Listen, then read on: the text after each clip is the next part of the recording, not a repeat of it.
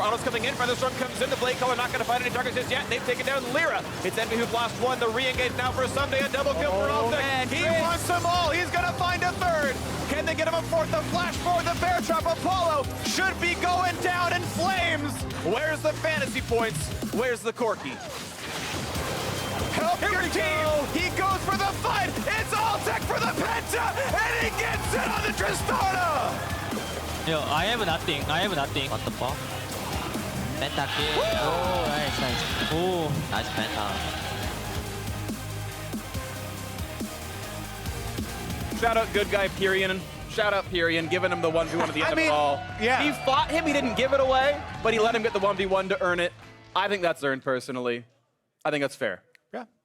All right, good to know. Welcome back. Game 4 of Cloud9 vs Team Dignitas is about to be underway, as is the story of the day. Team Dignitas have chosen red side for themselves. All 4 choices so far have been to pick red side. And of course, game 4 is their choice. They did it. Yeah, red side currently 2-1 if you decide like who has picked it Yeah. so far here. And I wonder if we're going to see switch ups in this champ select. We saw a lot of priority around top lane bans and mind games last game with no Maokai being in the side of Team Dignitas, and the Nocturne was way out of left field and struck out. Yeah, that one definitely going to not make an appearance here. I'm going to make a bold statement here. Seems There will likely. not be a repeat Nocturne for either team. One thing it does reinforce, though, is the fact that Team Dignitas is playing without fear of the repercussions. Some of their decisions in the game, too, of going for very early Barons have paid off. And much like bringing out new picks, if it works, you're praised, and if you lose, you get flamed. And they have not cared about the consequences. Not only are you praised if you bring out a new pick and it works, but also the teams in the playoffs that you play next will have to take that into account and may opt to just ban it rather than playing against it. Yes, depending on how well it shows up in the game. Or you stop would your get other yourself jungle a big bans. ban. You know, why bother banning Zach? He'll just play Nocturne is just as good. Let's just let him get whatever he wants. Both those are, you know, possibilities at the end of the day. You're seeing the Elise ban come through for Team Dignitas. Adjusting to game 2, these are actually pretty different pick bans. Tristana may still be available on this one. Dig have banned it all 3 games so far this series. We'll see if it gets off in this one. Yeah, getting the Twitch out of there as a blue side ban, I think, is Whoa. a pretty interesting evolution in the series right here, because no one has been willing to first pick it, but it has almost always gone to the second rotation, and no Trist ban here. Yep. Gives that over to Sneaky. Will we be seeing the Sivir, look into the Tristana stuff for the I like easy it. spell shields? Altec has played a lot of the champion in his past, and it definitely does work well with those front lines. Sivir Maokai tank composition. Oh, baby. They Add a can- Taric, it's invincible. Yeah, they can build the skeleton for it right now with those picks. Sivir can work pretty well into Trist in the laning phase. They don't want any funny business happening in the second phase of bans this time. Yep. Realize the Maokai was pretty critical as far as their team playmaking goes, even if it has lost lane badly in both games. Yep. Altec has put 3 games on a Sivir so far this split. Trist was most played, but Varus also on the table. And Sivir it will be. There's the picks. Question is what's going to go alongside it here. Of course, they're going to either match up mid laners or go somewhere else. Of course, Orianna has remained an unbanned champion. Last time around, Jensen went for Lucian with it and did well in his matchup against the Syndra. Contractz going to go for maybe an Ivern. Still waiting to pick, though. 6 seconds still ticking down. Yeah, that would be a big maybe. The Gragas gives them a lot of flexibility. Jarvan, Elise, and Zach banned away, so pretty key that they get a jungler locked in here. Gragas, depending on who you talk to, could be considered the best jungler on the patch, so a lot of reasons to lock that in now. Yeah, especially with Jarvan banned out, as we keep talking about trading those 2 in the power levels. But honestly, I'm wondering about the mid lane still, because that has been such a focus in the picks and bans, but not cropping up here in one of these game point matches for Team Dignitas. Blind Lucian for it. Usually before the second phase of the bans comes in. There we go. Jensen again will be on the Lucian. He had an outstanding game in the last game. Worth noting, LeBlanc has actually been left up in this draft as well, and to my recollection, has been banned away. Pretty much first ban blue side every game until now. And Jensen's like, no, Lucian's still the one. She did get that, smallish nerf in 7.16 to the minion killing capabilities, but it was one of the less significant of the mid lane nerfs. Exactly. The 7 highest presence mid laners from 7.15 all were nerfed in some way for 7.16, including this Taliyah which we're now seeing against the Lucian. Yeah, Taliyah got some mana nerfs, more oriented towards the late game, but we'll see how Keane, opts to getting in there. The Lucian Taliyah is one of my favorite matchups just to watch because people always talk about the theoretical counter of, not being able to dash over all the rock fields, but being mobile against the skill shot champion in itself also good. Provides you plenty of outplay potential. Right, and to reference SKT's playoff run, Lucian for FLICKR versus Crown's Taliyah was seen multiple times in their quarterfinal game, and the outplay potential is absolutely there for Lucian. He doesn't necessarily need to dash to avoid the seismic shove, and then can save his dash for ganks or for following through. So a skill matchup, it's why Jensen is willing to blind Lucian, because he has so much confidence in his ability to outplay. Just think of the multiple times this season where we have seen Taliyah's solo killed by AD carries that weren't even Lucian, weren't even mid lane AD carries. This is, Varus and these types of people that were under leveled and still able to, dodge out of the Taliyah combo. You can dodge most of her damage. And look at this, actually. Cloud9 not convinced Maokai's going to the top lane. They've yet to see Shrimp's jungler. Maybe it is the Maokai after all, and they add a Renekton ban to the mix.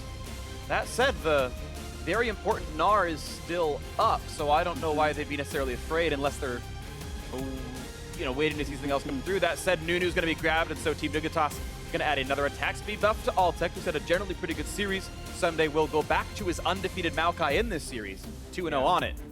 And this is looking more like a Team Dignitas composition that needs to snowball more than when they had the Twitch Syndra, just needs to stay even to win these fights later, because the Taliyah Sivir damage, not the same as the Twitch Syndra damage could be in team fights, but a very strong front line for Team Dignitas. And Cloud9 do not have diversified damage types. It's just the Lucian and the Trist. The prior game had an Elise in there, for example, so maybe that becomes a problem when the Nunu and the Maokai get a Ninja Tabby and a Frozen Heart and a Bramble Vest, and it goes up from there.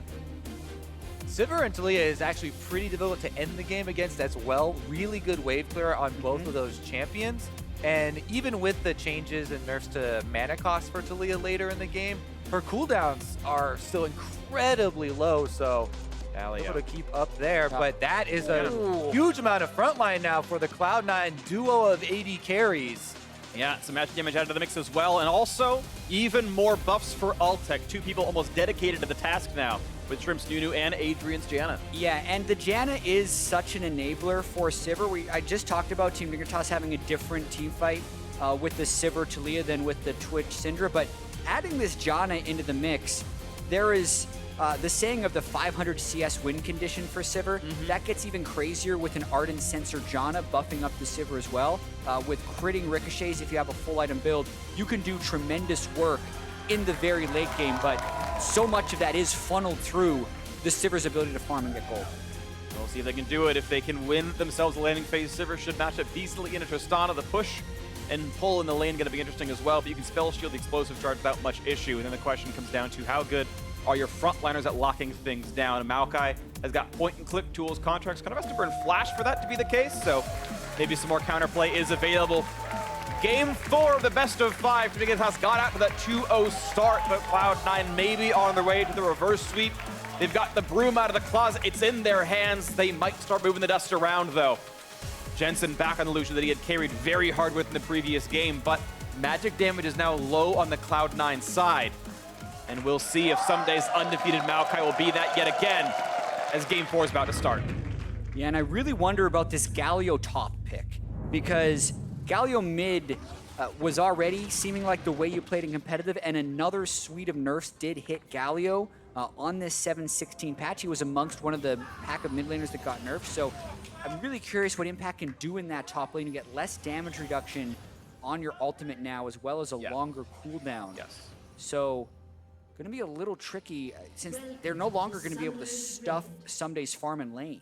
I still do really like the pick as far as buying time in the team fights. The AoE from Galio's ultimate is so big, and the respect has to be there from the Dignitas carries to, just a small amount of time during which the ultimate is coming down, and then the impending arrival of the hero can buy time for Jensen and Sneaky to take someone down. Yeah. Well, when the music stops, I feel like the cowbell is 75% of the reason you pick Alistar. Yeah, it seems to be. Oh, they're doing their own Alistar impressions. Moo! Moo! Yeah, I get you guys.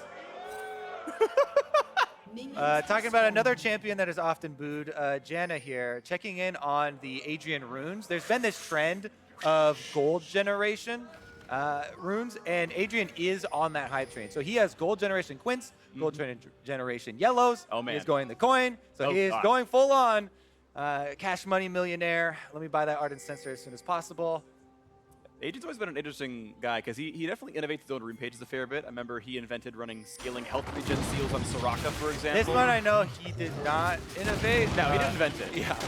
Yeah, the gold generation bank Janna. No, that one's known. They should have gone Relic Shield and Altec to add more bank to the Janna. Just give him even more income. That's when you get the Ardent Sensor in 2 minutes flat. You start winning the game with a 1-item power spike. But we are into the laning phase.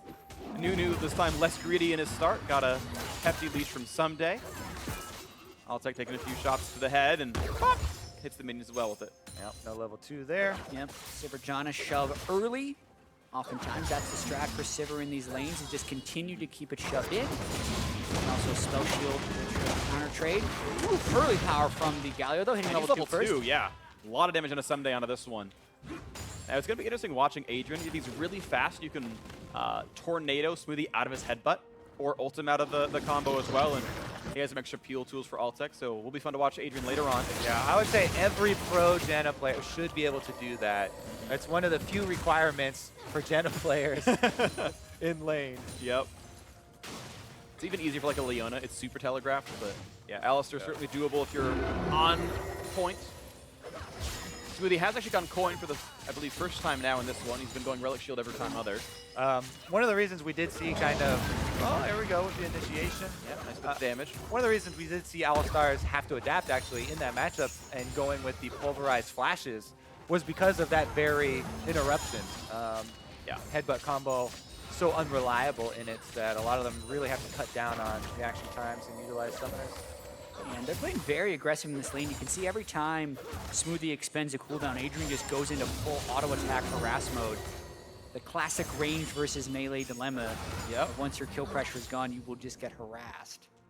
So far they're holding on though. Smoothie healing up nicely enough and has 2 of his 3 potions still available. Contractz going to counter jump with these Krugs away. I'm killing fast with his magic damage.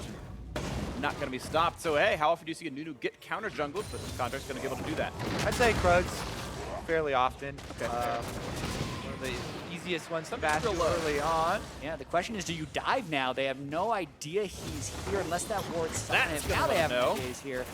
Still don't know if there's much he can do about it. Oh, Jensen's going to jump. He's going to have to flash the knockup, and he will do so. But that is Summoner down in the mid lane.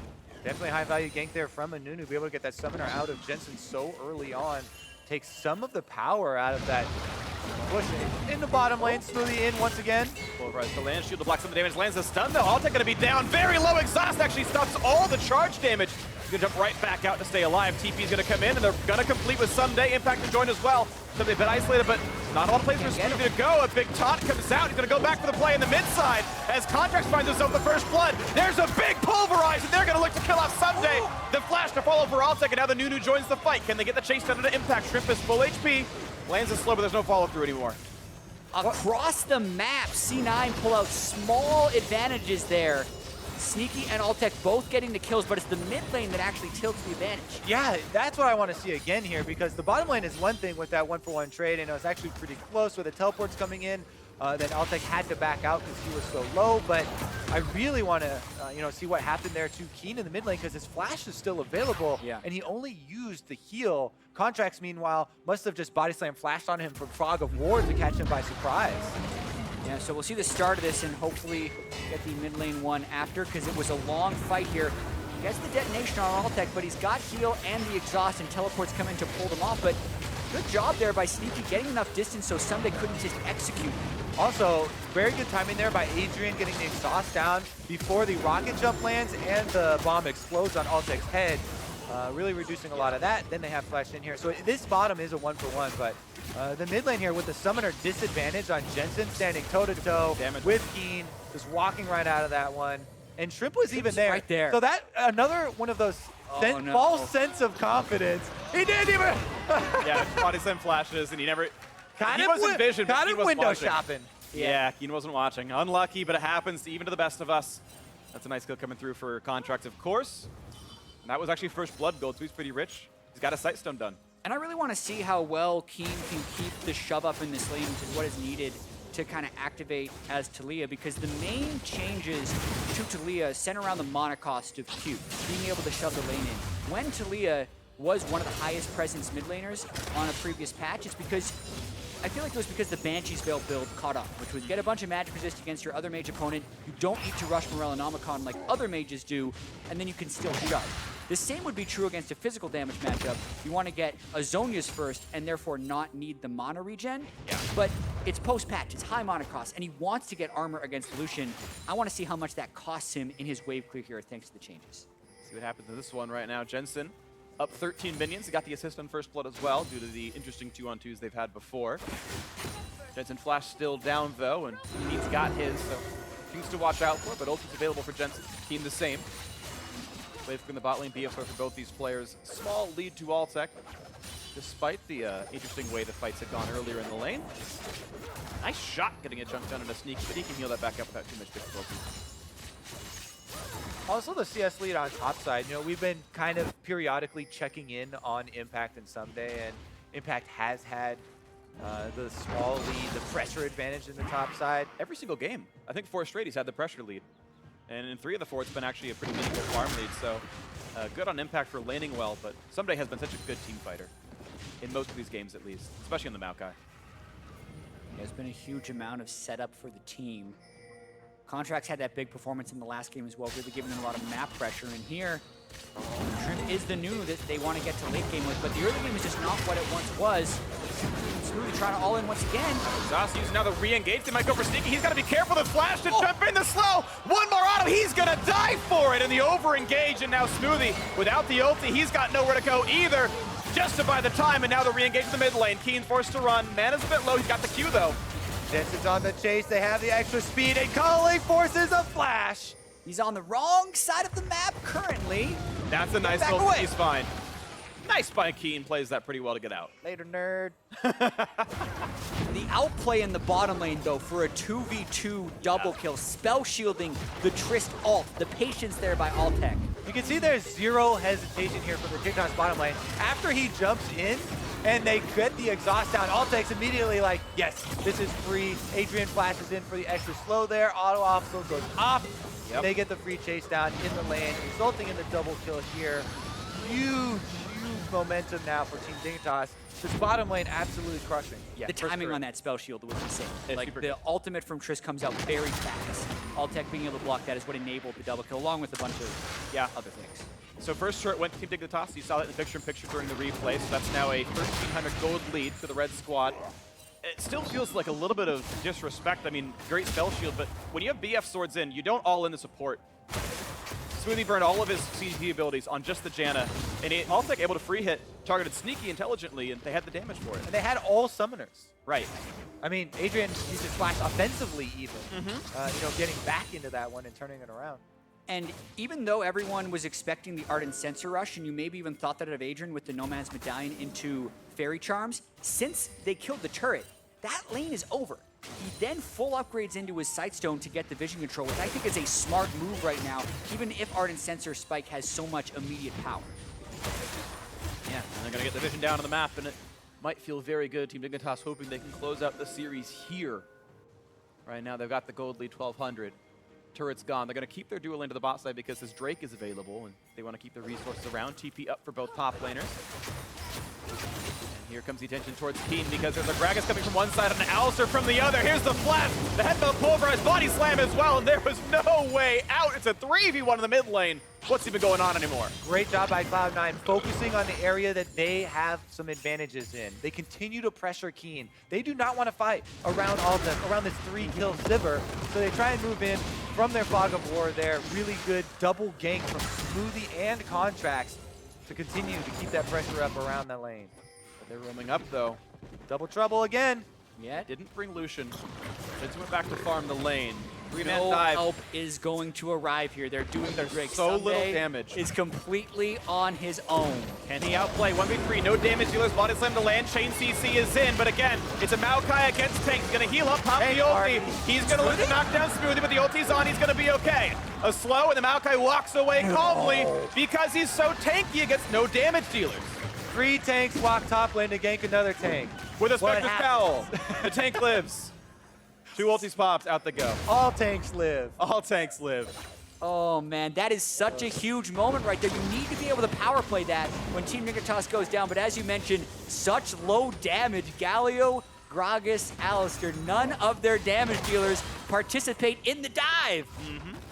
Jensen farmed a lane. Maybe he shouldn't have, but it's a choice he made, and C9 still went for the dive.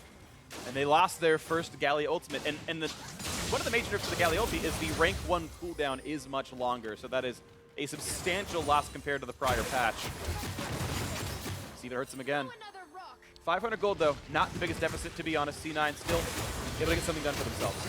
And gold distribution becomes very important in compositions like this, where you have a lot of super supportive carries and a lot of incredibly tanky characters. So the fact that Altec has all 3 kills for Team Dignitas, and he is the vehicle with which Team Dignitas wants to use all of their gold, is huge. So even though it's just a 600 gold lead, having 2 kills on a Gragas, who scales like a potato, versus Sivir, who scales incredibly well, gives Dignitas a bigger advantage.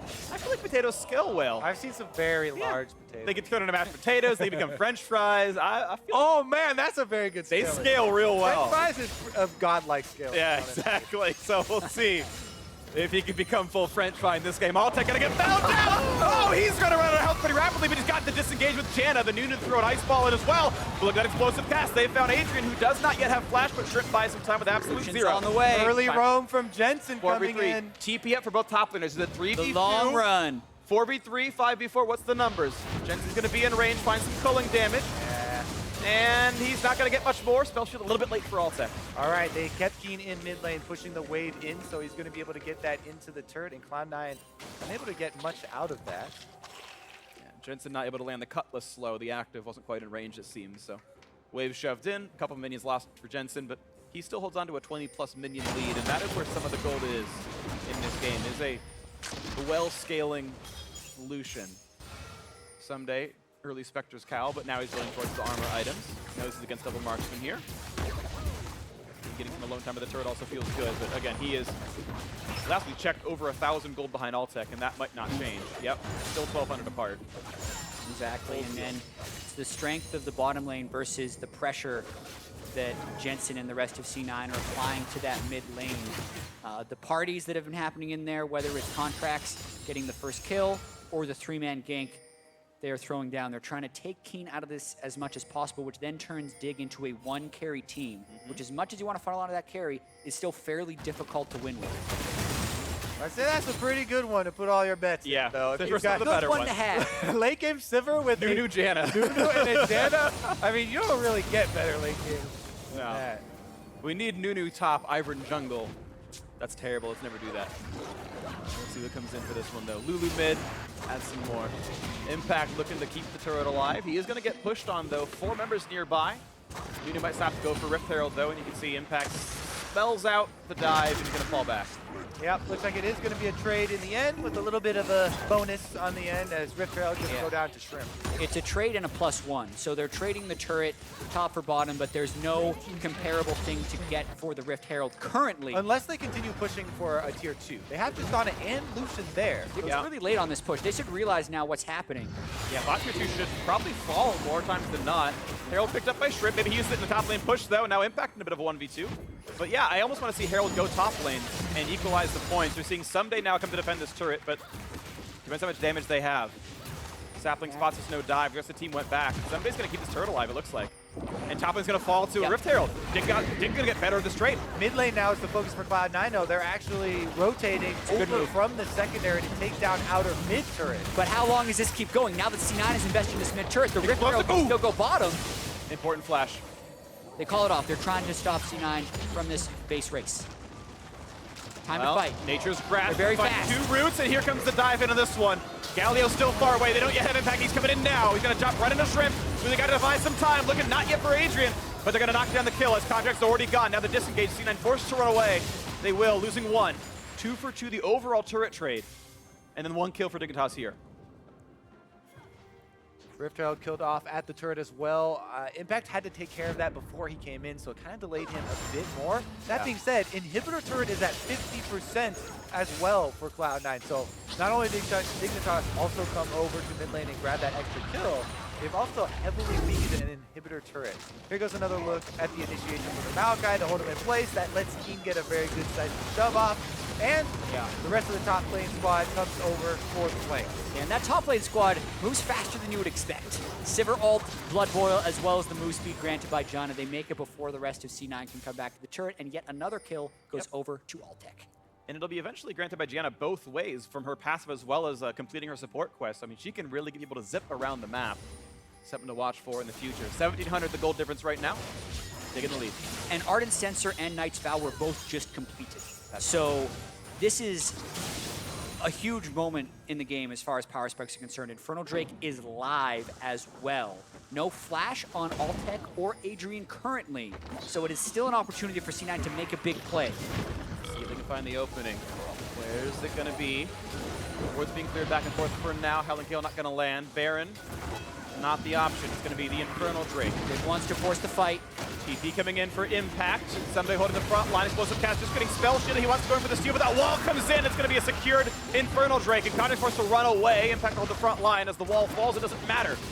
Dignitas go out to the east. C9 going to go up into the left and look to knock down the mid lane a little bit longer. But that outer turret's gone, so it's not going to be anything lost by Team Dignitas.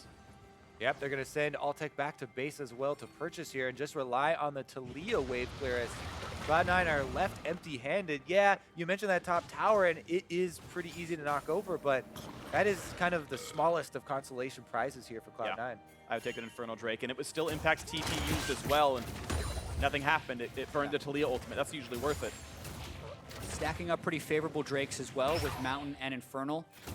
This turret will definitely go down to C9, and it just pushes this game into higher gold totals, right? Still only 1,000 gold separating these teams, but the amount of funneling Team Dignitas can do onto Altec makes them very strong right now. One more game, Team Dignitas will be moving on to the semifinals, and C9 would be knocked out, so the game just gets incredibly high pressure from this moment forward.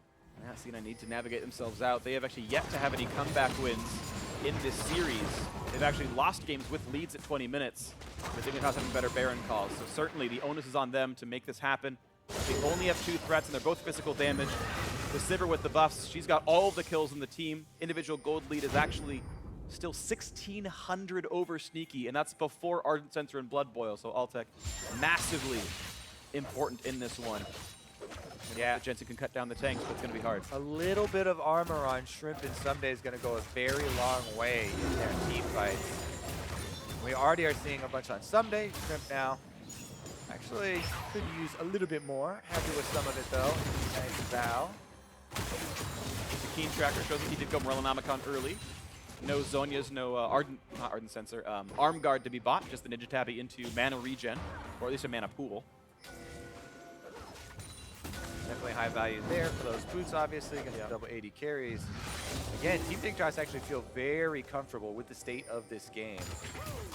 Sivir now on 2 items. If Altec is able to get to his Infinity Edge, it's incredibly difficult to kill that Sivir. Spell Shield, Janna Disengage, Nunu's even trying to feel for you.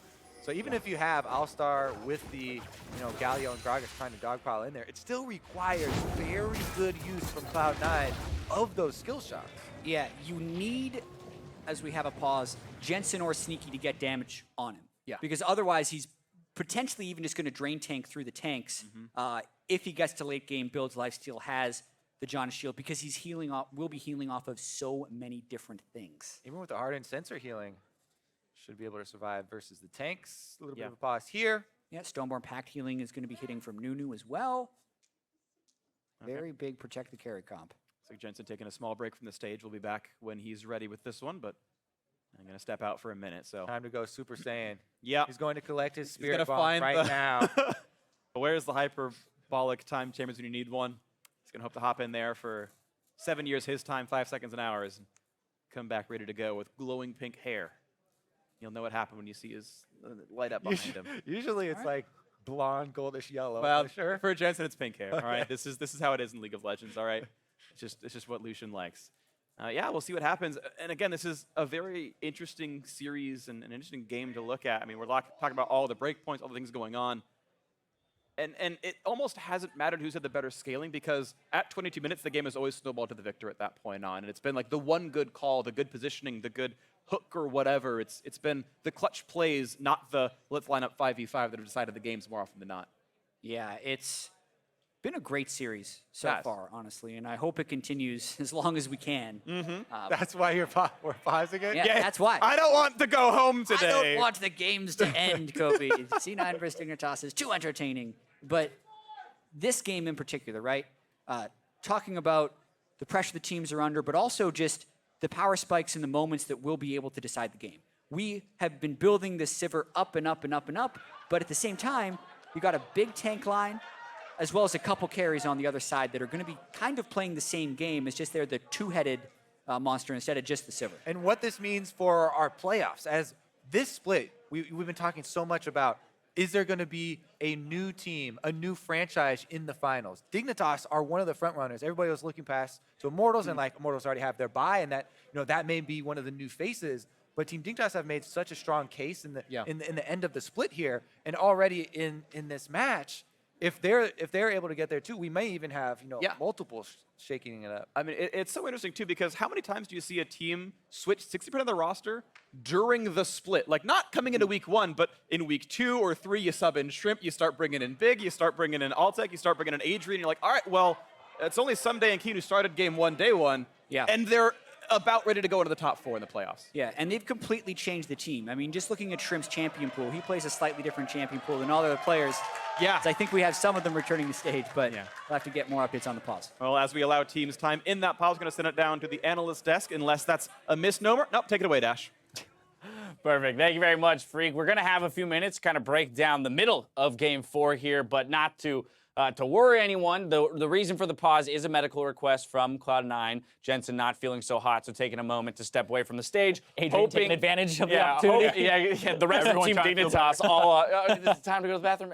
But hopefully it won't be more than 5 minutes. That gives us just a brief amount of time to talk about the series as it's gotten to this point. But here in Game 4, again, with C9's backs to the wall, they go for that Lucian pick yet again in the mid lane, really indexing towards a strong mid lane, and even the Galio into the Maokai on the top side. And this is out of Dignitas, the exact response I wanted to see in the previous game where they have a bunch of tanks, they go for a scaling focus, and they play that way too. They don't just pick these champions, they also play back in some situations where we might have seen Dignitas in the last game go forward. And I think it's working out very well for them right now. You see them with a small lead. They have the objectives in their favor in the Dragon, so things are going exactly according to plan. Yeah, and I think this composition for Dignitas has the ability to engage, disengage, and also seal off objectives with Taliyah. So I definitely like this composition from Dignitas in terms of options and like whatever way the game goes. If they're ahead or behind, they have ways in. But Cloud9, once again, do win the top half of the map with the Lucian as well as the Gragas and the Galio. So that's another thing where you're kind of banking on Dignitas to have an okay bottom side of the map, which is happening right now. Very much but so. I want to see what Altec does in these fights because there's so many eggs in that basket right now with the Blood Boil. He's the only target that you would really Blood Boil in these team fights. The Ardent Sensor, he's really the only person who's going to get a whole lot out of it. And he's playing Sivir, who also has an attack speed increase. So I want to watch his micro in these fights because there's a lot of pressure on him. And I think he's a fantastic player who is able to deliver in those moments. I think the pressure is the big thing because you're up against an Alistar who's generally pretty good into a Sivir. Gragas can follow up well, and a Galio can follow up. So if you ever misposition once, there's going to be a big chain CC combo coming your way, and that's the kind of thing that you're saying. Whereas if he misexecutes mechanically, it could be game over for them. But this is the thing, right? We're at a point in the game where it's relatively even in terms of gold lead, and we really are seeing the map split into two distinct sections. We, again, as you identified, Cloud9 has control of the mid and the top side. CS advantages in both.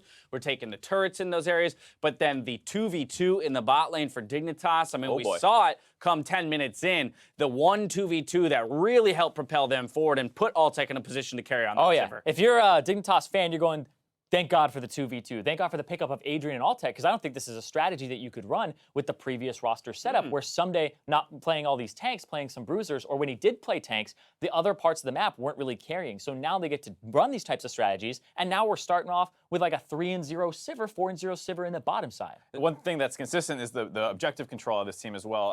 And just, I love what they did in their last Dragon fight, where they didn't actually fight it. They just ran away after they walled Contractz off and got the secure. Yeah. It is a fight that you can take. You are power spiking a little bit around then, and it's something you can choose to do. But you can also back away, continue to outscale, take the Infernal buff you just got, relax for a second, and eventually you'll start setting up around Baron the same way and just keep playing the objective game. Yeah, you're going to have that small win, and they had both of their Sivir and their Maokai ultimates come right off of cooldown as soon as they took the Infernal Drake, but because of the nerf to the Galio ultimate cooldown, Impact didn't have his back just yet, so you actually have probably a pretty high chance of winning that team fight. Right. But like you said, they played it safe because they're looking at that scaling. Missed opportunity there. Real quick before we head back in, I want to get your thoughts on the Taliyah and how she's shown up in this game, because of course those nerfs did come through, and we are seeing a pretty big lead built by Jensen in the mid lane. It's a tough matchup even before these nerfs came in, as well as the fact that Jensen's probably the more dominant player. All right, I'm going to cut you off there because I just got word.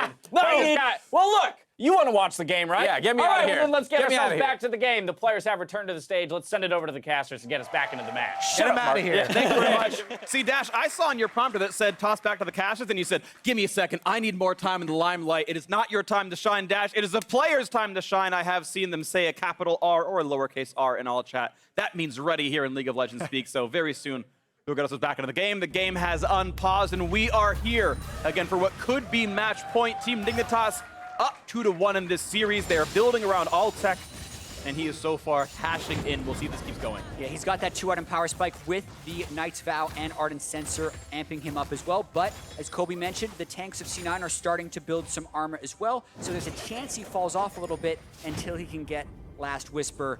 Still, a very close game. If Team Dignitas wins, they will advance to the semifinals and eliminate C9 from the playoffs. If they can do it here. Control ward knockdown. Sneaky has the range advantage.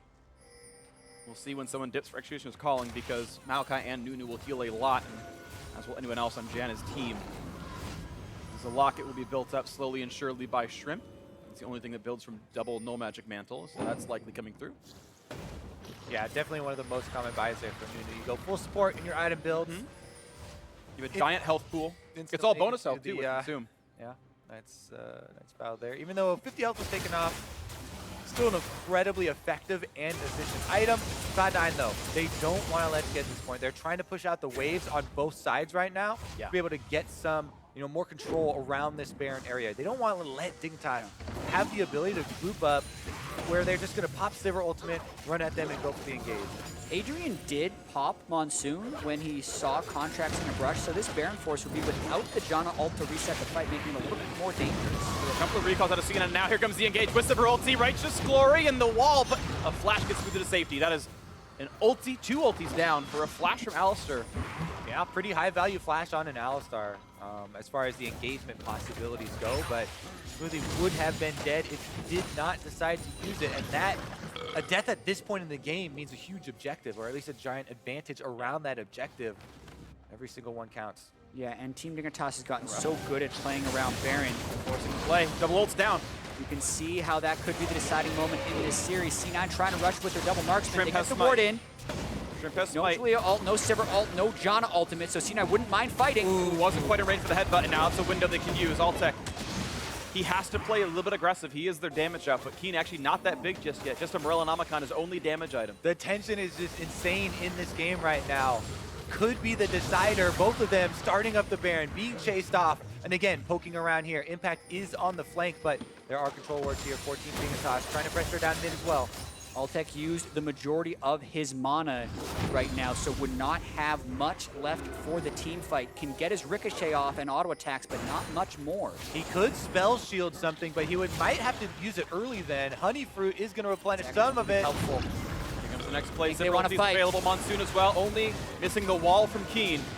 Playing for Baron control right now. Dignitas, Ssumday slow, but doesn't matter. They can be pushing by C9. You can't dance around Baron for too long because the other team will then get mid lane priority and pressure your turrets. It's only 23 minutes in. They do not kill this instantly.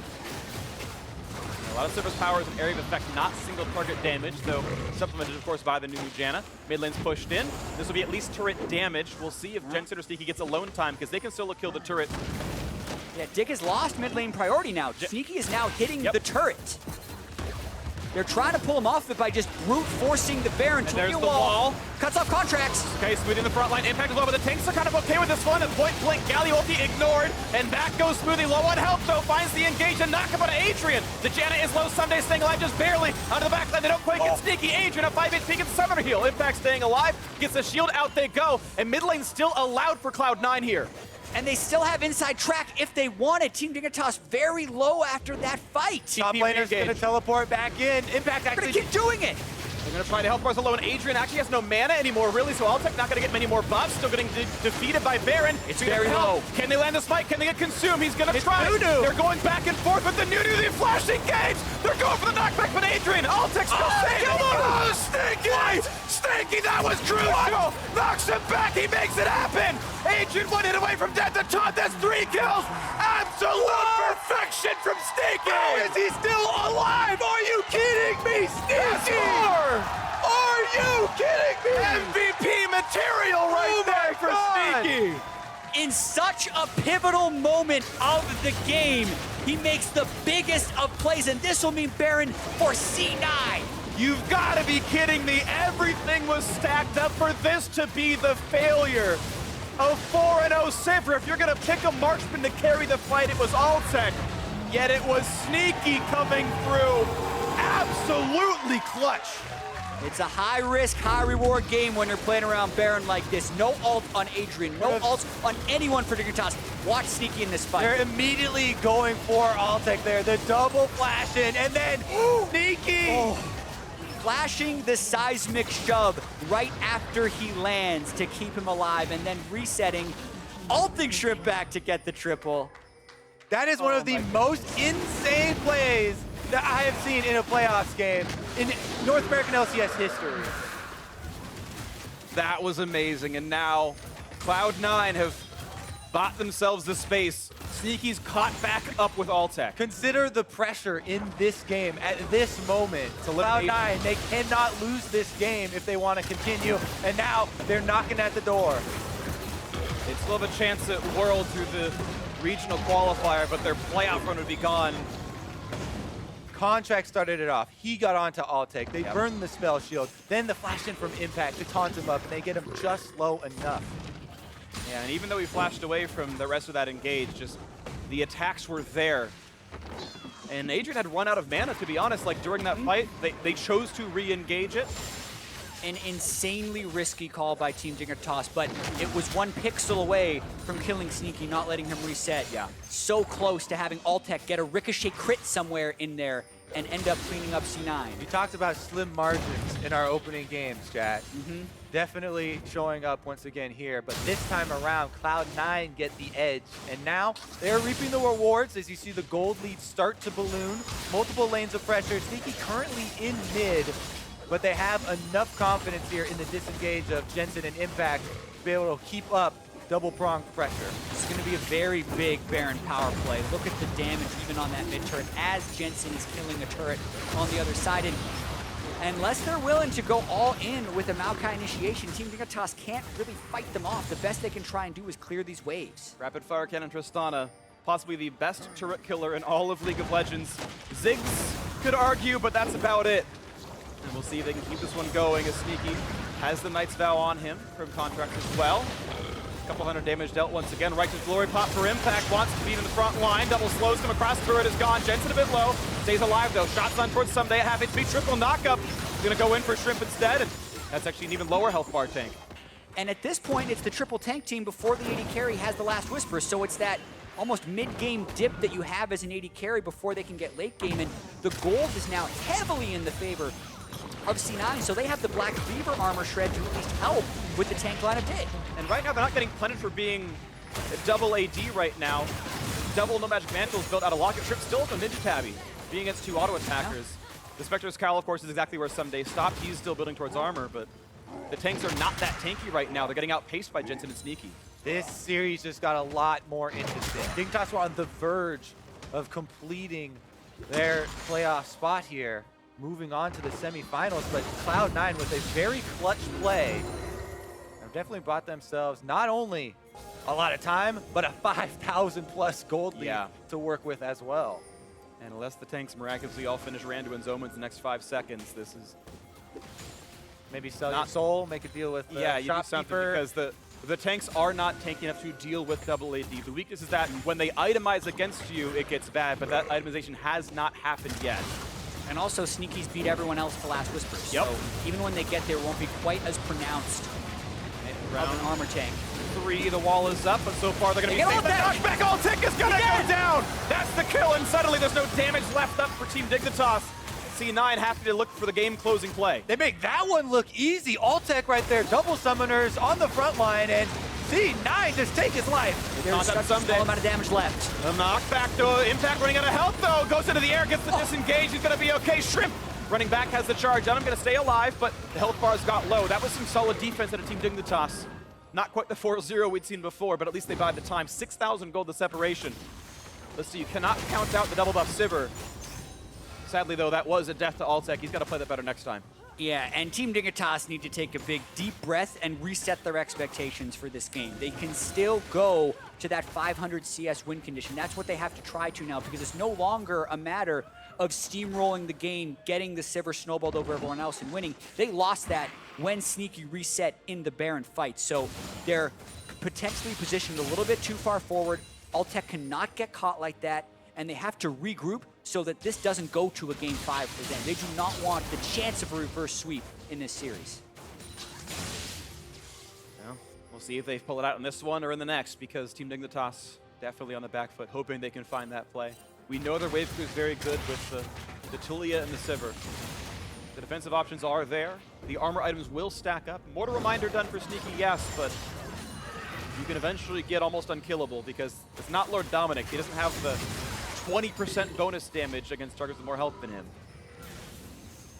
He still cut through them reasonably well. We'll just see as the items come through. Just an Ocean Drake will be the last one for this game before we get those Elder Dragons coming through.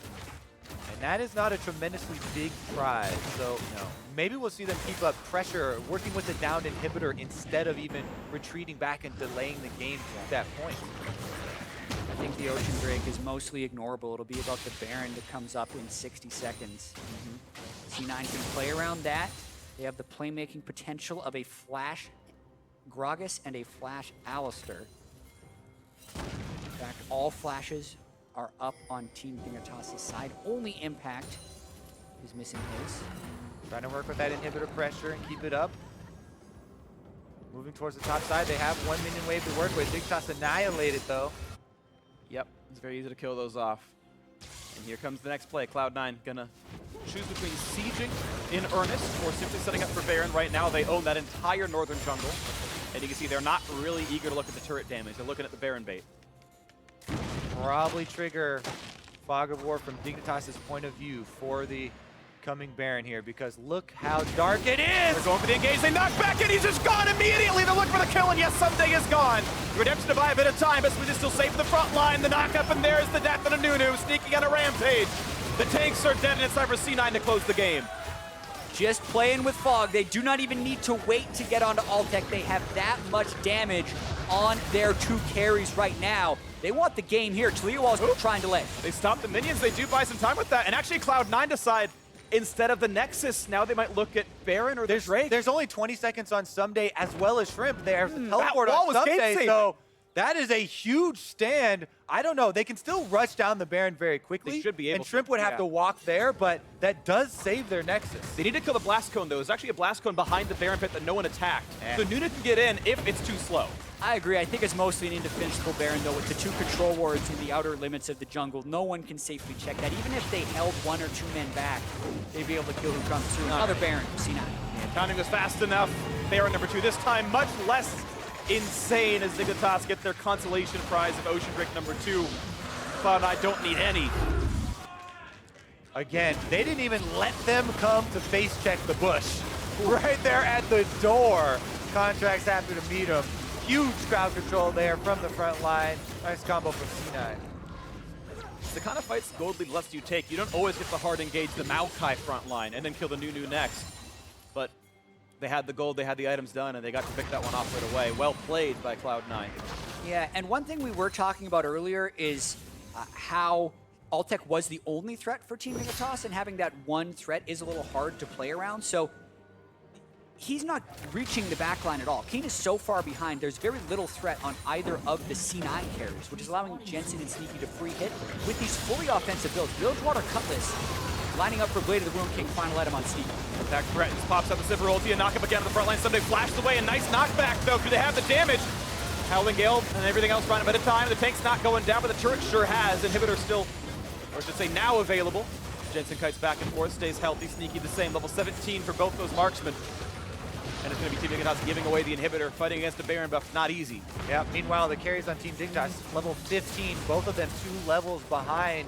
And you can really see it in the races to try and burn through tank health. Cloud9 have the advantages, take down 2 inhibitors. 10,000 gold. This is almost certainly a C9 victory. Now, we've seen 10k base defenses before. There's been in different games even, so Dignitas still have the attempts. We've seen good plays at a Keane. Altec gets one good fight. It looks scary.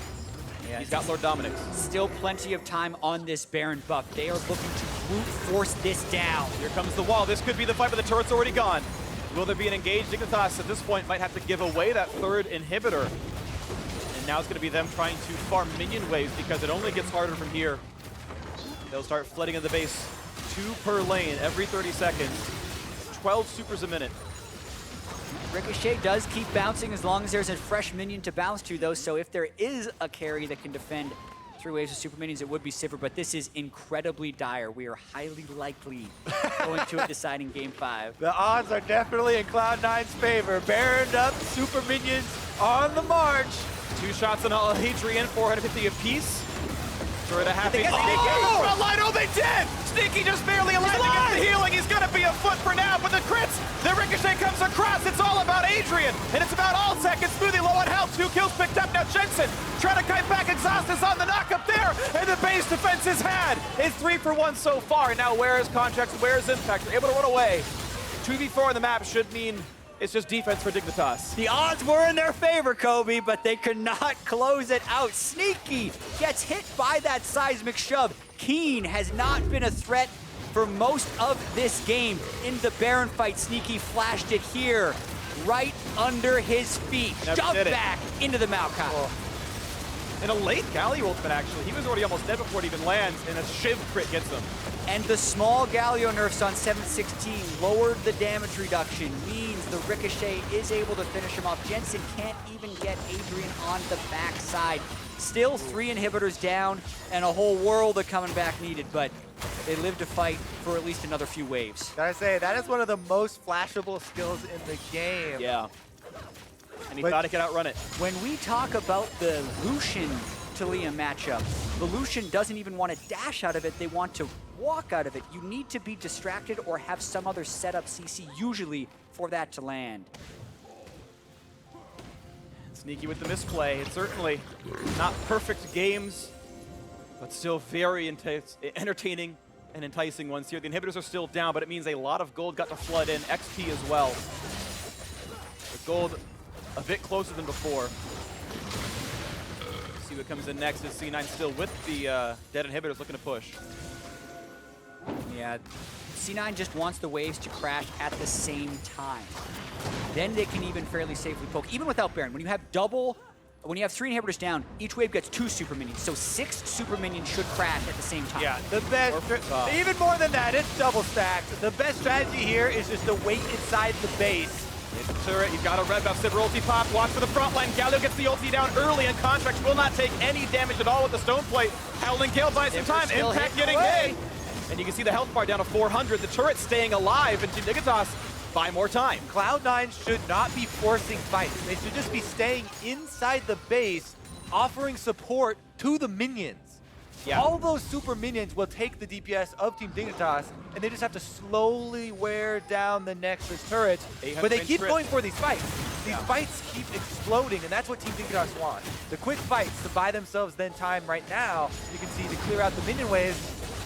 And then we're going the long haul on this one. Sivir's about to hit 500 CS. That's Yeah. a full build Sivir. And That's you the can win see, condition. You can see it's mostly a joke because you still have to win. But the fact is, when you hit that many items on Sivir, even 3 waves of super minions can be ricocheted away. Yeah. So when C9 was escorting the super minions in there, they should have been more patient, waited for all of them to land at the same time. But Altec fought C9 while also clearing minions, which is something pretty much no other marksman can do at this stage in the game. Pretty much it's Hurricane Jinx is the only other one that gets the chance to do this unlimited AoE fun stuff. And all right, Altec in a good spot. First Elder Dragon 0 stack, though Cloud9 never got the pickups on this, so Dignitas get to enjoy their bonus regen, and they will be stuck in their base for this. I would almost even think about delaying the pickup a little bit so that Baron spawn is a bit closer. You have a little bit more time with the super double buffs, basically. But they're just instantly going to grab it, then head over to Baron to pick that one up. There won't be a very big discrepancy. I think here, the fear of Team Dignitas getting it and having the 4 elementals be empowered by the Elder Dragon makes it more important to just get it off the map, because they're getting very little. The true damage burn is incredibly small from this. And the inhibs are respawning right now, so if you delayed till here, now they're safe to leave their base. And then it's tradable. Right, and it gets a lot more costly, so they go for the risk-averse choice. I think your idea, Kobe, definitely could have worked. They didn't go for it, though, and now with the more paltry burn, and maybe a Ember here looking for the play. They found Contractz on the front side. He knocks back the AD carry, and the knockup is in. Impact holding some time in the front line. He's still got the ulti available. More damage. Sneaky gets low, though. He got ricocheted onto, and Ssumday wants in for more, so here comes Impact making just that on the front line. Keane still waiting in the wings. Altec the same. The ricochets aren't going to come across. Watch out, Contractz. The health bar is getting low. And C9 maybe can't win any fights anymore. Yeah, I got to take stock of the cooldowns after something like that. Both Contractz and Impact doing everything they can to buy time for the front line and trading positions there to get Contractz out without a death timer now. You got to be very careful about face checking anywhere on the map at the moment. More armor being stacked by Team Dignitas as well. Yeah. Warden's Mail being in on Shrimp. Would love to see a Frozen Heart on one of them at least. Yeah. And then the Warden's Mail on the other just to double up the tankiness. But it's likely, I think, we see a couple Thorn Mails coming through. Very tense around this Baron, though, especially with Ssumday Contractz there to be the front face checker. The rest of the team waiting right behind that. Looking for maybe some kind of a big play. We know Baron is up. Not a lot of vision from Team Dignitas. Looking for the knockup. A little bit of damage here. Dragon buff still on for a few more seconds, but You can even see it there. Very ineffective, even against Ssumday just heals right back up with an auto. Dragon buff has 1 quarter left. That's under a minute. A large wave does exist in the top lane right now that is going to pressure that inhibitor. So Team Dignitas now need to get a bit of a pep in their step if they are going to stop this C9 Baron. Down to 2,000 health. They're rushing the They Baron. kill it so fast Impact as well. and Smoothie should Sure buy the can't see time. it. They've got to push them away, and this is going to get rushed down. Baron will go to Cloud9. There's no chance to stop it, but the engage is going to come through. Do you battle this? They find Impact. Look at the damage up, but Galio likes the fall, but just barely slinking away, but Keane gets the kill all the same. Re-engage. They found Sneaky. They've got the Trist. He's trying to flash away the rocket jump. He's staying alive, but Altec kills off Smoothie. 5v3 in the fight. Jensen's got to run. Sneaky the same. He's spotted out, though. Altec's on the chase. Nowhere to Contractz go. top lane. Contractz wants to finish off that inhibitor. Sneaky's not going to get out of here. Oh, did he He outplayed it! He outplayed it! He can't get away from Keane. He's trying! Adrian gets the kill, and now 2v5 on the map. Oh my goodness, Team Dignitas with a clutch fight. And they have over 30 seconds of a power play. 5 alive. This is the up to such 15. a game. Back and forth and back again. 3 inhibitors were down for Team Dignitas. It is still match point if they pull it off. If they pull it off, they win. They knock Cloud9 out in the quarterfinals. Team Dignitas will move on to play either TSM or Immortals, depending on the other quarterfinal. And they would make that 3-1 upset happen from the 5th seed, taking down number 4. Sneaky still down another 20 seconds. The survival with the final redemption finishing him off actually delays his respawn timer in this instance. Sivir ulti pop just to disengage. They know they just don't want to get caught out. Dignitas happy with just the middle tier 2. They don't want to push for the inhib itself. All right, another look at this team fight and how much damage they were able to pour into Impact so quickly. Enables them to just bum rush the backline here. Sneaky is almost out of it instantly. Yeah, he got flashed on by the Maokai, had to rocket jump out, couldn't DPS, and this juke was insane. Basically, they have Taliyah on the other side, so they say, we just need to stop him from running up, but everyone checks up. And then Sneaky walks down the side. Keane then can't finish him off, but the angle on the redemption clutch.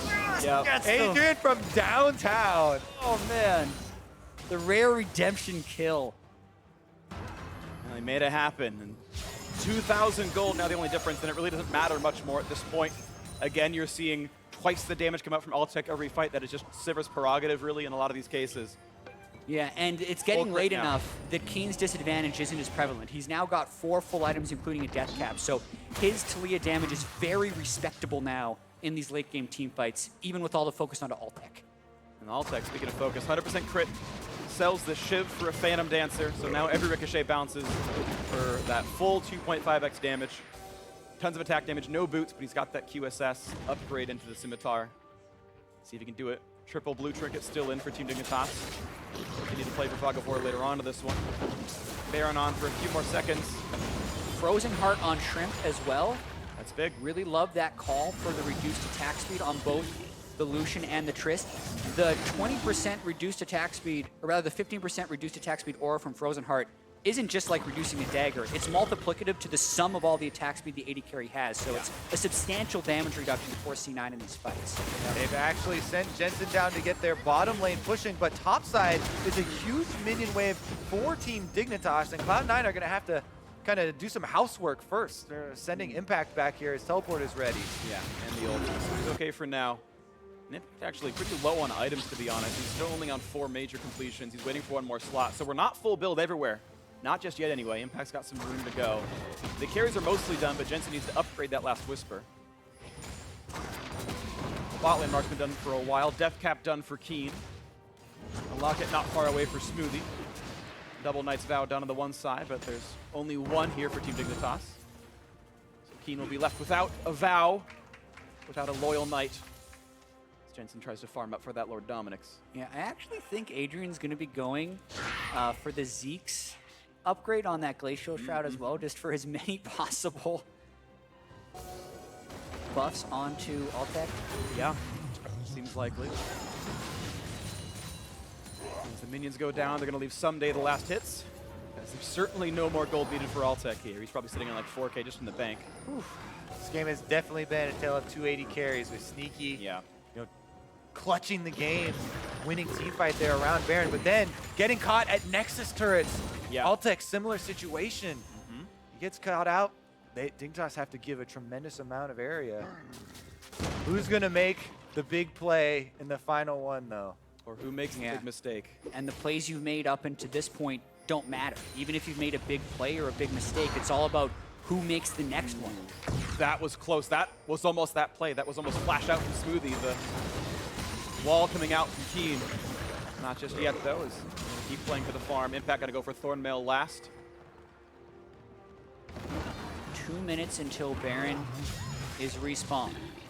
The problem here is the exposed inhibitors for Team Dignitas. If they overextend in one spot, the window is there for C9 to take it. But with Sivir and Maokai on the other side, if C9 does split up, they leave themselves vulnerable for an initiation. Thing is, nobody has any incredibly strong split pusher, so I think these games are almost always going to end around that Baron, because the team who gets that would also have the Baron empowered recall to even get back and defend. The problem now is going to be, will they get vision advantage to start it out? Because we have seen that be the biggest decider. And the advantage in getting so much DPS out on the front line early. Whoever's getting the health lead on the front line has been able to move through front-to-back team fighting. It's interesting because Team Dignitas, despite being against double AD, they're actually building somewhat like normal items. Right? No one's that heavily armor stacked. You got Visage and a Stone Plate on one side, a Locket on the other for their big frontline tanks. Just waiting to see who can actually make the play. Again, as you're mentioning, vision is the big difference, and so far it has been. It's getting the right play or having the wrong person in position. There is still 328 armor on Shrimp and 293 onto Ssumday, who's just started building up towards either an Iceborne Gauntlet or a Frozen Heart of his own. Certainly big. See what comes in as Lord Dominic's now done for Jensen. He's full build, except for selling boots. Sneaky has sold his for a Mercurial Scimitar to help him get away from twisted advances, things like this. Keane no closer to his 6th item, though. Still just sitting on 470 gold. Does have the blue elixir, though. Contractz is going in. He's Contractz got wants the that flank. flank. And they find it, looking for the flash, not gonna find it when yet is impact, and Contractz gonna jump the wall, slows, flashes away, disengages with explosive cast. That's actually a rather important set of cooldowns. And his flash as well. That's so much of Gragas' kit. They find the engagement of Ssumday. Randu is popped. Here comes the Nature's Grasp, and here's the front line. Looking for the redemption in the front line. They're gonna stay safe in this one. Altec gonna kite away. He's still full HP. A lot of ultimates burned though. That's also the Alistar ult from Smoothie. Ssumday's Maokai ultimate as well. Yep. Ssumday's still pretty high on health. Smoothie at half in Contractz as well. Yeah, and double Ocean Drake on Team Dignitas. If they get the 5-second reset on these fights, they trigger that and start healing up, which can be a big advantage if this is a drawn-out fight. But no mid lane priority as well if they wanted to rush. They do not want to give up Baron, though. Dig on the Baron. We've seen this fight before. We'll see if it goes the same as before. Ssumday looks to the front line, looks for the kills, but they don't have Jensen, nor do they have Sneaky just yet. A big taunt on the front side, and Impact holding up quite nicely. Monsoon to reset the fight, heal them back up. Ssumday still above 1,000. Back on Baron. Back on a Baron they are. Could they get the fight again? Adrian crit by Sneaky, looks a bit low on health. Smoothie not yet gonna find the fight either. Does not have an ult, but he'll die in 2 auto attacks. The flash engage, the spite is gonna be picked up by Nunu. Now comes the engage on the front side. Ssumday looks for Sneaky, can't find it just yet. And here's the absolute zero. Look at the damage, and Altec picks up 1, they get 2, they get 3. Dignitas gonna wipe the fight, but no, it's Sneaky staying alive. Running out of health, gets the shutdown, kiting. How much can he heal? Ssumday getting heal, he can't. Adrian gets the kill, it's only Impact left alive, and he's dropped 2. And Dignitas will complete the upset. 50-second death timers across the board. Baron on 4 for Dignitas. They're pushing up mid. This has to be the game. The respawns are 45 seconds long. The inhibitors, the turrets, they're going to fall. It's bound to happen. And it was 3-1 after all, but it's for Dignitas. Team Dignitas making their way to the semifinals. And they're gonna do it. It's just the formality now, just the respawn timers, and they're far too long. The base is going to die first. 3-1. The new bot lane, the roster changes, Altec and Adrian. The Baron calls, they've been so good, and it is Team Dignitas, the superior team today, take it down 3-1 into the semifinals. What a win for Team Dignitas. You think about C9, you think about perennially a team in the semifinals or finals. You think about reverse sweeps. You could even think about Baron throws when you think about Team Dignitas, but not today. Today it was Dignitas with the stronger team play, the 610 CS Sivir in the 4th game, and the elimination of Cloud9. An absolute slugfest here in game number 4 to decide the series. Giant plays from both sides, and Team Dignitas in the end, even after the huge Baron play, able to weather the storm. They catch Sneaky at the Nexus turrets. Oh, and it's heartbreak. Heartbreak for Cloud9. This is the game that Cloud9 had a 10,000 gold lead and 3 dead inhibitors and a full build Tristana, and they failed to attack Nexus turrets to play it right to close the game. Their tanks got caught out, shoved into the fight. Big plays out of Keane. He had a Weaver's Wall that literally defended a 3v5 where their tanks were dead, and he's like, back off minions, we'll clear the way, we'll try again later. Bought them some more time, and they did it. And it's such a huge win for this Team Dignitas organization. Yeah. The 5th seed coming into the playoffs. As we mentioned, only 2 starters from game 1 of the summer split. They switched out the bot lane and the jungle. And boy, did those players show up in this series. Absolutely did. Beautiful step out of the squad, finally getting revenge on Cloud9 for the regular season. And we will find out tomorrow exactly who they play. That's actually determined based on that CLG versus NB matchup. But it just smiles on their faces. Adrian got 2 kills this game, 1 with redemption. Clutch kills, 2-1 and 13 on Janna. Yeah. It was, as Kobe mentioned, the tail of the carry. Sneaky, 54,000 damage. Altec, 63,805. Best ever. Yep. I'm pretty sure every single game had more damage out of Altec than Sneaky. I'm not sure about game 3, but he certainly had done well throughout the series. I think he always topped his own team, at least, in damage totals. And it wasn't for lack of trying in this last game. I mean, Sneaky didn't have the John and Nunu on his side and even reset that one insane fight at Baron. Yeah. The 3 games that Team Dignitas won in here were all so close, and they had to perform in very clutch moments to get them done. Such a good series. We've seen it here proven. This is why everyone was so excited for playoffs this year, because there are so many more contenders rather than just the normal old guard. And one of the contenders now actually proving themselves and moving on. Definitely going to be exciting things ahead for Team Dignitas. Yeah, we thought this series would deliver. It absolutely did. Team Dignitas absolutely are contenders, and it's been a long time since they've been that, since fans could be proud of Team Dignitas and what they've done in the postseason. They have gone to Worlds before. It wasn't the best run, but that was back in 2012 was the last time we saw them actually do anything, you know, getting through the national stage. And here they are, top 4, right? You win the summer split, you go on championship points. Or sorry, you win the summer split, you go. We know they're already going to be in at least the regional qualifier, even if this run stops short, and they look so strong. And we know they were underdogs coming into this, so you have to have the belief in yourself. And they had that this series. Going at Baron time and time again, not being dissuaded by failure when they threw at Baron, to go back at the end of this game and make the play again, to then have the critical team fight happen at Baron. Throwing the Nocturne pick in there. Didn't work. Doesn't matter. Keep going back in there. That's okay. They played with confidence. They upset Cloud9 today, and they're in the semifinals. Yeah, absolutely beautiful stuff out of Team Dignitas. Now to hear a bit about what it was like to compete in that intense series, we're going to hand it down to the stage with Avali and an interview with the Team Dignitas support. Thanks, guys. Great cast on the day. I am here with Adrian, the victorious support. I have to ask, that last team fight was incredible. Can you tell me what happened throughout it? I have no idea what went on. No idea whatsoever? You were just throwing tornadoes? Yeah, like, I think I'm really good at Janna, so, like, it was pretty disrespectful for them to blind Alistar like that. All right, so you just build the Ardent Sensor, shield people, and you're good to go, and that's the secret to beating Cloud9. Yeah, basically. Well, perfect. Well, I want to ask, this is the first time that you've taken down Cloud9 this split. What does that victory mean for you?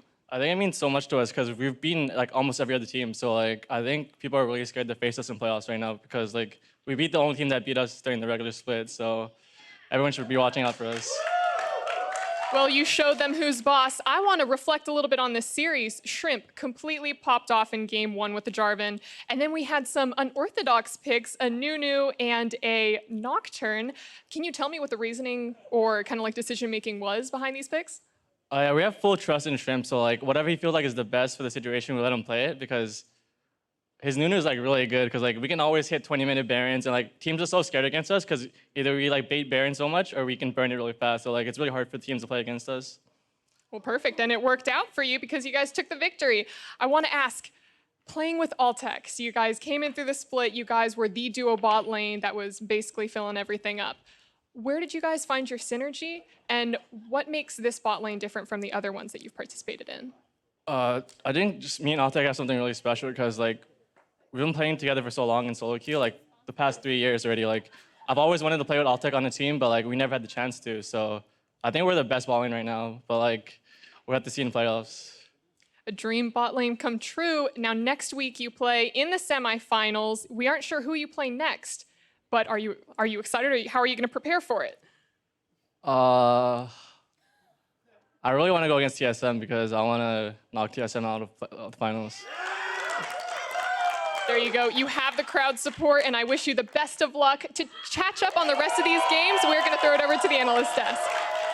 Thank you very much, Avali. Great to hear out of Adrian there. Dignitas doing what they couldn't do during the regular split and take down C9 in a best-of series. 3-1. At least you got the game number right. I'll give you guys that credit there. Where credit's due. I'll take any credit I can get. I feel like that is like an unwarranted poke because all precedents, like, no, exactly. Like, this is analysis. You're taking the things that you know from before. This is an unprecedented victory, which should be even better for Dignitas because people didn't see this coming. Like Jat said, it's an underdog victory for them. Yeah. They have the synergy, and like he said, teams should be scared of the form they're in right now. Oh, well, I don't think anyone's arguing that point with you, Zyrene. I'm just giving you crap for the fact that you guessed it wrong. I mean, predictions are for fun. It's impossible to say exactly what's going to happen. And when you get them wrong, throw some shade. I'll walk it off. But what a way for the series to end, right? If it's going to end in a 4th game, that's the 4th game you want. The back and forth out of both teams, the plays made by both members of the squad. Sneaky here coming up, or rather, this is the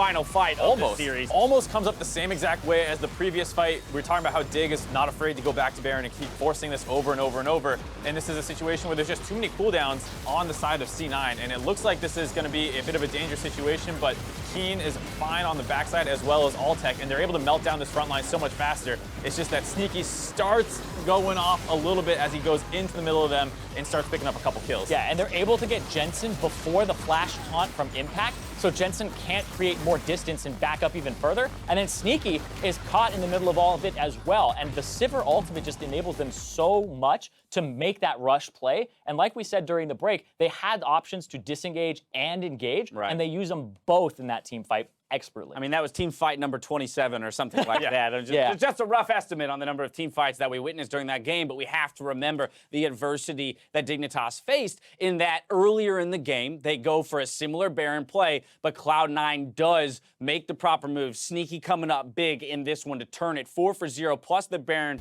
for C9. This was 24 minutes into the game, not even halfway through the total game time.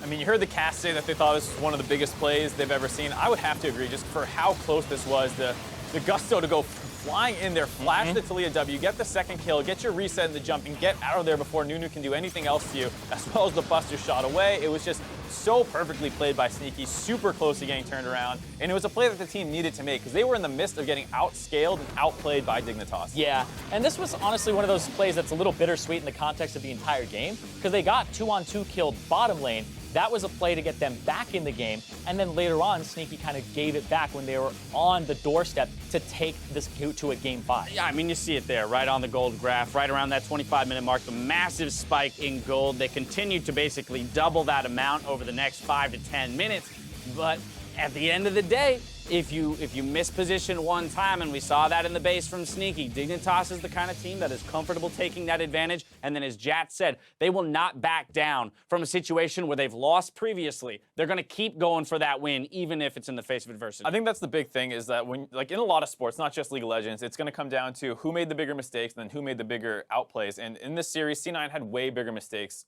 even in game 1, all the way through here, even small ones. Like in one of those pushes, Impact blows his teleport to get up to the 3rd creep wave to take the 3rd inhibitor, and then he gets chunked out in a fight, and he doesn't have his teleport to rejoin it later. And there's a lot of mistakes like that being done by C9. And then it got to the point in the game where your previous mistakes didn't really matter anymore. Like Keane was 0-3-1, and he saved the damn game with the seismic shove onto Sneaky. So Keane kind of completely absolves himself of that early game, saves it, and then they get to reset. So it's those clutch moments that matter in these longer games. Yeah, when you hit those 6-item breakpoints, all previous plays go out the window, and it's just about the next team fight and how the teams match up. Now, we had a lot of amazing plays today. We'd like to recognize one player, though, who shined so much, he earned himself player of the series, and that person was Altec. I mean, we saw it specifically here in this 4th game on the Sivir, getting some massive damage output, but really across all of the games, felt like he was the better of the ADCs. I think so. I mean, the Twitch game that he had was phenomenal as well. We talked about a little bit at the start of the day where I think a lot of people would have praised this guy a lot more over the course of the season if he just had the starting position from the beginning. But I think it's all about how you end the season, and he's had a great playoffs in this first series. Yeah, I was like, well, where was he on your all-pro team? Like, you know, you think he's better than Sneaky a little bit? I mean, Sneaky made his own case during this game with that one team fight, but you see why it was so close. But Irene, talk to me then about the personnel changes for Dignitas and their journey this entire summer, because it's very clear that this Altec and Adrian bot lane is one to be feared, but they were much more recently established here in the split than a lot of the bot lanes in the playoffs. Like, we saw them when they first came in and had this duo where they were winning in CSD at 10 and 15 constantly, and they are able now to draft losing lanes for the rest of it for team fighting later on, and only rely on the bottom lane as their source of power, and then it'll be paying off later because of the fact that these guys deliver in those clutch situations. And something I want to bring up about Altec here is this is also a big victory for him on a personal level. When I was first introduced to Altec, it was Cloud9 Tempest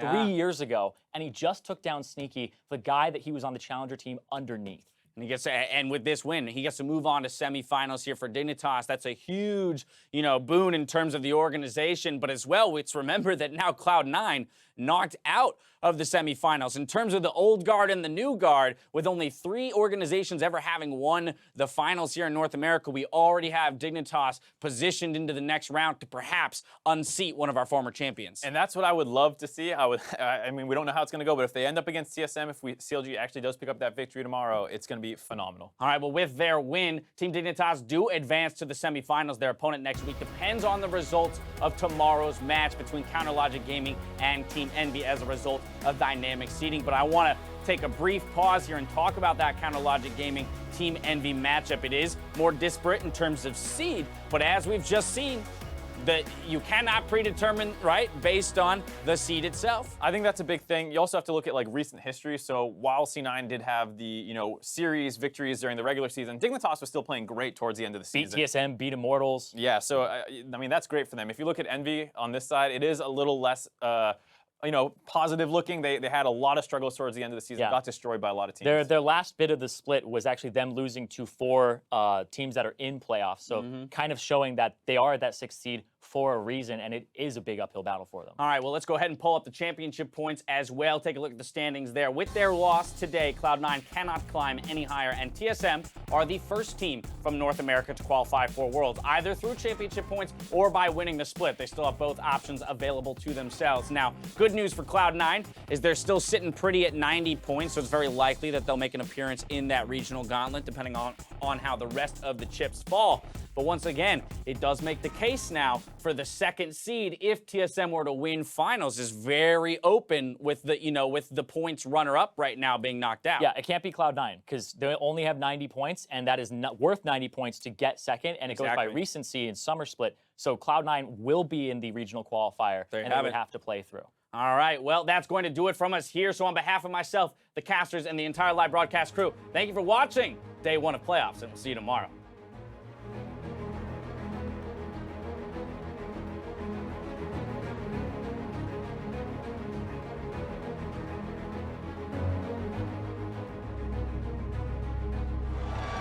First series of the weekend, Cloud9 versus Team Dignitas. Contractz does not check the brush, and now he wants to go in for retribution. It's a little dangerous, though. The health brush running low, and he gives it away! Back. So, touch flash. And he's gonna knock down the last carry. It's only Impact left to do anything at all, and he will drop to Keane. You've got to believe it. Nunu gonna be grabbed up for Shrimp. Maokai gonna go back to the top lane after all. The shields come back in. Gonna buy a lot of time, and the back line gets popped. There's 3 for 1 already, and now what can Jensen do? It's gonna be nothing. Okay, we're okay. Trundle the place. But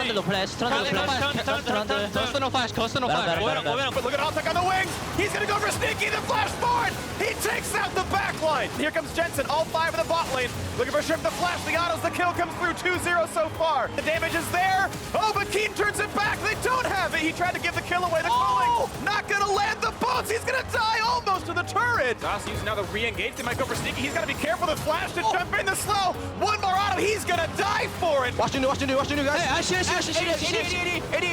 AD mid flash. Oh, nice, okay, nice. Stinky, that was crucial. Knocks him back, he makes it happen. Adrian 1 hit away from death. The top, that's 3 kills. Contractz wants to finish off that inhibitor. Sneaky's not going to get out of here. Oh, did he He outplayed it. He outplayed it. He can't get away from Keane. He's trying. For Sneaky, can't find it just yet. And here's the absolute 0. Look at the damage, and Altec picks up 1. They get 2, they get 3.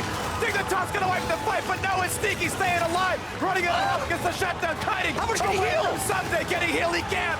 Adrian gets the kill, it's only Impact left alive, and he's dropped 2. Team Dignitas, the superior team today, take it down 3-1 into the semifinals.